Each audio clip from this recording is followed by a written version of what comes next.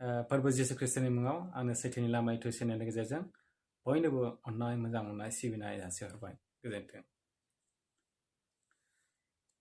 आङो मोनसे आयदानि सायाव बुंनो हास्थायदों गुसुङै। मानसिनि जिबनाव थैनायनि उनाव गोजोन दङ। थैनायनि उनाव मोनसे जायगा दङ, बे जायगायानो जाहैबाय सोरगो रायजो। आरो बे जायगायावनो साफ्रोमबो सुबुङा गाव गावनि जिबनखौ दैथायहरनांगोन। आरो जोंनि बे जिबनफ्रा, मानसिनि बे जिबना इसोरनि होजानाय, इसोरजों सुजानाय बे जिबना इसोरनियावनो थांफिनगोन। आरो बे जोंनि देहाया हाजों दाजानायखाय हाजोंनो गोरोबलांगोन। आरो बे संसाराव थांना थासान्दि मानसिया गासै संसारनि जानाय लोंनाय, गाननाय जोमनाय, जेखौनो गोसो बेखौनो मावनाय, जेखौनो गोसो बेयावनो थांनाय, गासैखौबो मावनो हागोन। बे गासैबो मावनाय खामानिफोरखौ इसोरा हिसाब लागोन।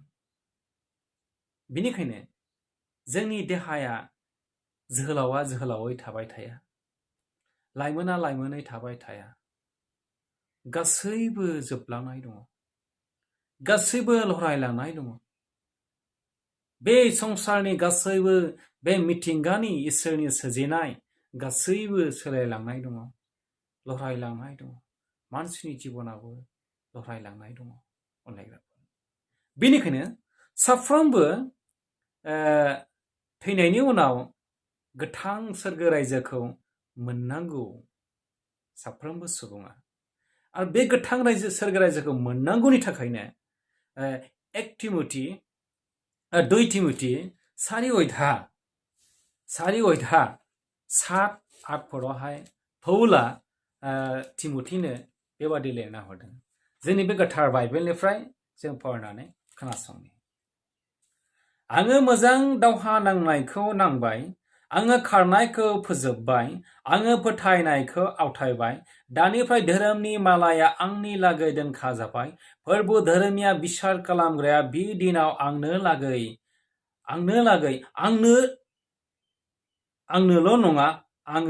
आंनोल' नङा बिनि नुजाफैनायखौ लामा नायनाय मानसिफोरनो बियो होगोन। जोंनि गोथार बाइबेलाव पौला गावनि लिरनायनि गेजेरजों तिमथिनो बे बोसोनखौ बुंहरदों। बे संसारनि गासैबो दुखु दाहा, निदान खैफोद, जेंना जेंसि, गाबनाय मिनिनाय, दुखु दाहाफ्रा मानसिनि सुबुंनि दोंसे माला। जेरै हरनि उनाव स्रां फैयो आरो स्रांनि उनाव खोमसि फैयो, सोरांनायनि उनाव स्रां जानाय लोगो लोगोनो फुं जायो, सानजौफु जायो, बेलासि जायो, मोनाबिलि जायो आरो हर जायो। मानसिनि जिबनावबो दुखु दाहा, निदान खैफोद, मिनिनाय, रंजानाय, गाबनाय गासैबो दोंसे माला, एंगारजायै बादि दोंसे माला। बेनिखायनो बे संसारनि गासैबो जोंनि थाखाय दावहाथिलि। बे दावहाथिलियाव जोङो दावहाखौ फोजोबनायनि उनाव जोङो रंजानायखौ मोननो हायो। आरो जों साफ्रोमबो सोरगो रायजोआव, गोजोन रायजोआव सौहैनांगौनि थाखाय, गोजोनखौ मोननो थाखाय साफ्रोमबो मानसिया जाय जेरै फोथायदों, बे फोथायनायजों गावनि न'खरनि थाखाय गोजोन खौसेथिखौ लुबैनानै जायखौनो गोसो बेखौनो मानसिया फोथायदों आरो खुलुमदों। जेरै हिन्दुजिमफ्राबो गाव गावनि देब देबि मोदायफोरखौ खुलुमो। जेरै जोंनि बर' समाजनि बर'फ्राबो बाथौखौ खुलुमो, गावनि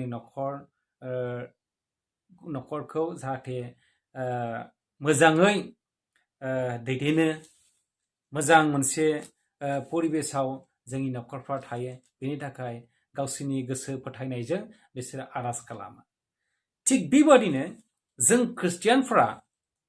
खृष्टियानफ्राबो जोंनि फोरबो जिसु ख्रिस्टनियावहाय जों फोथायो जाय जेरै रोङो एरै गासै सुबुंफ्रा गासै समाजनि मानसिफ्रा गोजोननि थाखाय गावनि नखरनि थाखाय आर'ज खालामो नाथाय बै गोथांनि रायजोखौ होनो हाग्राया एकमात्र फोरबो जिसु ख्रिस्ट'ल' जायफ्रा फोरबो जिसु ख्रिस्ट'खौ फोथायो बेखौ लामा नायो बिनि धोरोमनि बाथ्राफोरखौ लायो बिनि बोसोनाव थायो बेखौ मानियो बेखौ फोथायो बे मानसिफ्राल'नो बै गोथांनि रायजोनि गोजोनखौ मोननो हागोन सोरगो रायजोखौ मोननो हागोन अनलायग्राफोर बेनिखायनो पाउला बुंदों आङो दावहा नांनायखौ मोजां दावहा नांनायखौ नांबाय फार्स्ट पुरस्कारखौ मोननो थाखाय आङो खारनायखौ फोजोबबाय दानि आङो फोथायनायखौ आवथायबाय दानिफ्राय आङो फोरबोनि धोरोमनि बाथ्रा आरो धोरोमनि मालाखौ गोथांनि मालाखौ मोननो थाखाय आङो थामथिम जाबाय आंनोल' नङा गासै बुहुमनि फोथायग्रा साफ्रोमबो गोथांनि मालाखौ गोजोन रायजोखौ गोजोन सोरगो रायजोखौ मोनगोन नाथाय गितफोरनि डेभिडनि मेथाइ 15 नाम्बारनि 1निफ्राय लानानै फार्स्ट नाम्बारसिमाव जों फरायनानै खोनासंनि बेवहाय डेभिडआ गावनि रोजाबनायनि गेजेरजों मोजां मोनसे जोंनो बोसोनखौ होदों जों फरायना खोनासंनि फोरबो नोंनि थाम्बुआव सोर खामिनो मोनगोन नोंनि गोथार हाजोआव सोर थानो मोनगोन जाय मानसिया गोथोङै थाबायो आरो धोरोमनि हाबा मावो आरो सैथोखौल' बुंनो इच्छा जायो आरो सालायजों गाज्रिखौ बुंखोमाया गावनि लोगोखौ इनाय खालामा गावनि पुरुषिखौ बदनाम होआ लांसुनियाखौ हामजाया आरो फोरबोनि बोसोन लाग्राफोरनो मान होयो गावनि हानायब्लाल' गावनि समाय लानायखौ सोलाया सुदनि थाखाय दाहार होआ आरो दाय गैयै जेंना घुस लाया बेबादि सलन गोनां मानसिया जेब्लायबो सोमावजानाय नङा बेबादि मानसिफ्रा जेब्लायबो देरहागोन खुनु संसारनि जेंना जेंसिफ्रा खुनु संसारनि दोहौफ्रा बेखौ गुलुङा जासे गसंथा होगोन बे बाथ्राया बेनिखायनो जाय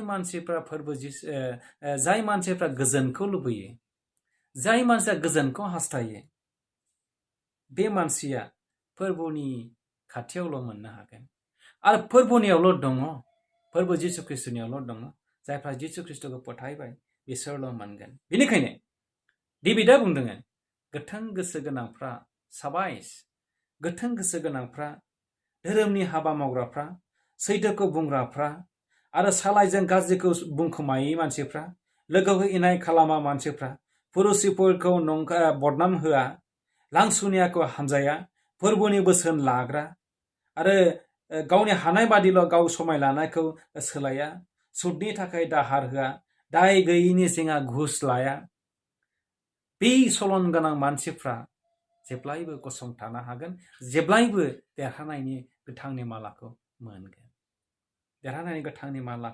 मोनगोन अनलायग्राफोर गोथांनि सोरगो रायजोखौ मोननाया थैनायनि उनाव सोरगो रायजोआव सौहैनांगौब्ला थैनायनि उनाव सुख गोजोन हरै बारै जों सौहैनांगौब्ला जों फोरबो जिसु ख्रिस्टखौ फोथायनांगोन फोरबो जिसु ख्रिस्टनियाव फैनांगोन अब्लासो जोङो सोरगो रायजोआव सौहैगोन सुख गोजोनखौ जों मोननो हागोन बेनिखायनो जेरै जों संसाराव थांना थासान्दि गासैबो सुबुंफ्रा जेखि खामानि मावा मानो साफ्रोमबो फोरबो जिसु ख्रिस्टखौ नाजावो आरो फोरबो जिसु ख्रिस्टनि खाथियाव फैयो अब्ला नों आरो नोंनि नखरा बासायजानायखौ मोननो हागोन थिनहरजानाय गोथार बाइबेलनि 16 अध्याय 31 परावहाय पाउला बे बाथ्राखौ बुंदों नोङो फोरबो जिसु ख्रिस्टखौ फोथाय नों आरो नोंनि न'खर बोखांजागोन बासायजानायखौ मोननो हागोन बासायजानाया एकमात्र फोरबो जिसु ख्रिस्ट'नियावल' अनलायग्राफोर बोखांजानाया जिसुनियावल' बिनिखायनो साफ्रोमबो मानसिफ्रा संसाराव थांना थासान्दि मोजां खारनायखौ खारदो मोजां दावहा नांनायखौ नांदो गोथांनि मालाखौ नोङो मोनगोन थैनायनि उनाव गोथांनि मालाखौ नोङो मोनगोन थैनायनि उनाव साफ्रोमबो मोनगोन बेखौ फोथायग्रा बेखौ लामा नायग्रा साफ्रोमबो सुबुङा जाहाथे जों फेलें जिबन खाङा साफ्रोमखौबो बे बाथ्रानि गेजेरजों इसोरा जों बयखौबो बोर होथों जिसुनि मुङै आमेन गोजोन्थों